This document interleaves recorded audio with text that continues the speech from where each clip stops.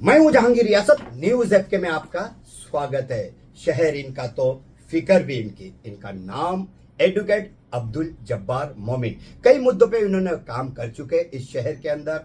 बहुत बड़ी जिम्मेदारी भी है इनके ऊपर। अब सीधी बात करते हैं वक्फ अमेंडमेंट बिल की। कैसा विरोध हो रहा है पूरे भारत के अंदर। 100 से ज्यादा पिटीशन दायर कर चुके हैं लोग सुप्रीम कोर्ट में, लेकिन कहीं ना कहीं वो कम्युनिटी काम अपना करती है, यानी कि बीजेपी उस एरिया में काम करती है जहां पर कमजोर लोग हैं। वहां पर उनके पिटीशन के नीचे एक लेटर डाल देती है कोर्ट के अंदर अड़थड़ा लाने के लिए। विस्तार से बात करते हैं। हमारे साथ मौजूद एडवोकेट अब्दुल जब्बार मोमिन। क्या कहेंगे सर, इस वक्फ अमेंडमेंट बिल के ऊपर कैसी रोशनी डालेंगे? देखिए, सबसे पहले मैं कहना चाहूँगा कि जो वक्फ अमेंडमेंट बिल आया है, ये वक्फ अमेंडमेंट बिल जो सरकार ने लाई है, ये एक पिक एंड चूज पॉलिसी के थ्रू लाई है। भाई, हमारे हिंदुस्तान में कई बड़े बड़े मुद्दे हैं और वो मुद्दे आज भी पेंडिंग हैं और कई बड़े बड़े मसले हैं, मगर ये सरकार क्या कर रही है, इसमें से पिक एंड चूज कर रही है कि मामला देखती है, ढूंढती है और उसको चूज करती है, फिर उसके ऊपर एक नया बिल लाती है। इसी तरीके से ये मुसलमानों के जो एक मजहबी हक है उसके अंदर डायरेक्टली सरकार ने इंटरफियर किया है। और मुसलमानों का एक जो फरीजा होता है कि वक्फ, जिस तरीके से हम नमाज पढ़ते हैं, कलमा पढ़ते हैं, रोज़ा, ज़कात, हज, ये सारे हमारे ऊपर फ़र्ज है, उसी तरीके से वक्फ का मामला एक हमारा रिलीजियस मामला है। ये कम्प्लीटली रिलीजियस है और इसकी जो निशानदेही हमारे खुद नबी ने दी है कि वक्फ शुरू से वक्फ पर मुसलमान प्रैक्टिस करता हुआ आया है। वक्फ की एक मिसाल मैं ये देना चाहूँगा कि जब भी कोई मुसलमान किसी को सवाब जारिया की नीयत से कि भाई मेरे मरने के बाद ये सवाब मुझे मिलता हो, उम्मत के नफ़े के लिए, किसी और लोगों के, जनता के नफ़े के लिए दरख्त लगाकर चला जाता है, कहीं कुआं खोल के चला जाता है, कहीं एक शेल्टर गाह बनाकर चला जाता है, जिससे जानवर, चरीन, परीन, इंसान हर कोई नफ़ा उठाया जाए। तो इस तरीके की नीयत से किसी चीज़ को अल्लाह की राह में वक्फ किया जाता है, जिसके मालिक जो है अल्लाह कहे जाते हैं कि भाई अल्लाह के लिए हमने प्रॉपर्टी वक्फ कर दी है। तो जो वक्फ एक दफ़ा किया जाए वो हमेशा वक्फ ही रहता है। और ये चीज़ों को गवर्नमेंट ने भी रिकॉग्नाइज किया था इससे पहले वाले एक्ट में। और जो अभी जो अमेंडमेंट वाला एक्ट आया है, इसमें गवर्नमेंट ने बहुत सारी चीज़ों को चेंजेस किया है और मैं कहूँगा कि डायरेक्टली जो मुसलमानों के रिलीजियस अफेयर्स है उसके ऊपर कंट्रोल करने की कोशिश की है। जैसे कि अभी 100 से ज्यादा पिटीशन दायर कर दिए हैं सुप्रीम कोर्ट के अंदर और 5 ही सेलेक्ट किए गए हैं। क्या उनके नाम याद है आपको? जी, उसमें से चंद के नाम मुझे याद हैं और उसमें चंद असदुद्दीन ओवैसी साहब जो एमपी है, उनका एक पिटीशन है। मौलाना अरशद मदली, उनकी तरफ से जो पिटीशन दायर की गई वो है। दूसरा जमील मर्चेंट और एक है फजलुर रहमान, इनकी तरफ से पिटीशन है। और एक पिटीशन है, मुझे याद नहीं है मेरे जहन में उनका नाम, मगर इस तरीके की 5 पिटीशन है। और इन 5 पिटीशन में पैरवी जो करने वाले हैं Kapil Sibal advocate, senior advocate हैं, और राजू धवन, और उनके अलावा निज़ाम पाशा जो असदुद्दीन ओवैसी साहब के एडवोकेट हैं, वो इनकी पैरवी कर रहे हैं। अब इस शहर के अंदर, पूरे भारत के अंदर वक्फ की गई जमीन का क्या होगा? क्या वो लोग जो इसकी निगरानी रखने वाले थे, 2 लोग जो कमेटी के अंदर डाले गए हैं कि ये निगरानी करेंगे, जो नॉन मुस्लिम रहेंगे?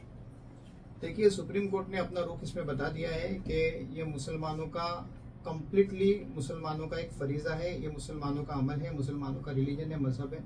आप इसके अंदर मुदाखलत नहीं कर सकते। और सुप्रीम कोर्ट ने इस बात पे अपनी राय रखी है और सुप्रीम कोर्ट इसमें इंटरिम ऑर्डर भी देने वाला था कि वक्फ काउंसिल में, सेंट्रल वक्फ काउंसिल में जो 2 गैर मुस्लिम को रखे जाने थे, उन चीज़ से रोक लगा दी गई है। खुद स्टेट ने इस बात को कहा है कि हम इसके ऊपर अमल नहीं करेंगे फिलहाल। आखिर में वो रास्ता कैसा दिख रहा है जो हर मुसलमान समझे? अगर इसमें कोई गलतियां हैं वक्फ की जमीन पर, तो उनके ऊपर शिकंजा लगाए, उनको रोक लगाए, ना कि सारी चीजें एकदम कंट्रोल में कर ली सरकार ने। क्या ये पॉसिबल है? देखिए, एक हमारे मुसलमान भाइयों में एक बहुत सी गलतफहमी फैली हुई है कि वक्फ में बहुत सारी चीज़ें बेतरतीबी से की जा रही है। देखिए, मुसलमानों में नाराज़गी इस बात को लेकर है कि एक मस्जिद का ट्रस्टी होता है, कभी कोई मुसल्ली मस्जिद में जाता है तो ट्रस्टी क्या करता है, पहले जाकर मस्जिद को ताला लगा देता है, फ़ौरन क्या करता है, आप पंखा मत लगाओ, वज़ू खाने में वज़ू बंद कर देता है। तो देखिए, जो मुसल्लियान जो रोज़ाना के नमाज़ पढ़ने वाले और मुसाफिर है, ये इन बातों से चिड़े हुए इन मस्जिदों के ट्रस्टियों की वजह से। तो देखिए, इसका मतलब ये तो नहीं होता कि वक्फ जो अल्लाह की राह में प्रॉपर्टी दी जाए उसका हम अपने हाथों से नुकसान कर बैठे हैं। और देखिए, ट्रस्टियों का मसला है, ट्रस्टियों को एक निज़ाम दिया गया है निज़ाम संभालने के लिए, मगर ट्रस्टी इन चीज़ों के मालिक बन बैठे हैं। तो इसके लिए ऑलरेडी कानून बने हुए हैं।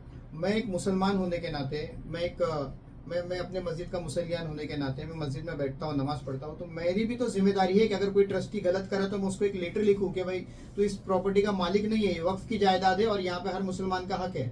तो हमने अपने मशवरे पेश करने भी तो चाहिए उस मस्जिद में। तो कहीं ना कहीं हम आम जनता की भी ये गलती है कि जिसकी वजह से कोई गैर तीसरा आदमी आके हमारा फायदा उठा रहा है।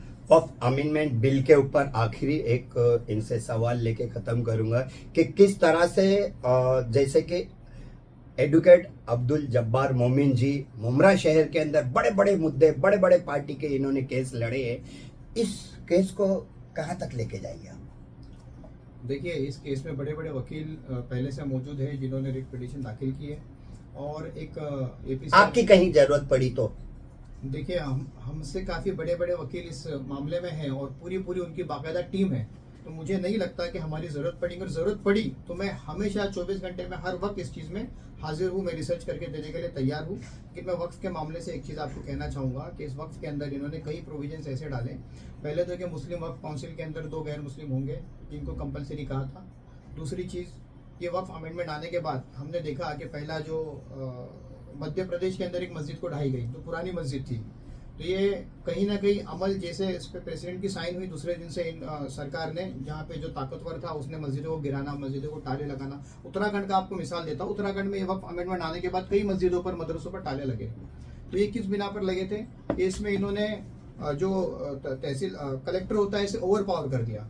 उसमें ऐसा कहा गया कि जो भी वक्फ की प्रॉपर्टी डिस्प्यूटेड है, वो डिस्प्यूटेड प्रॉपर्टी अगर उस पर कोई भी है तो वो वक्फ की नहीं मानी जाएगी। तो इस बात का फायदा लेकर तमाम मदरसों को, मस्जिदों को ढहाना और उसको ये कहना कि भाई वक्फ की प्रॉपर्टी नहीं है, इस तरीके से वक्फ पे कब्जा करने की कोशिश की गई। मगर सुप्रीम कोर्ट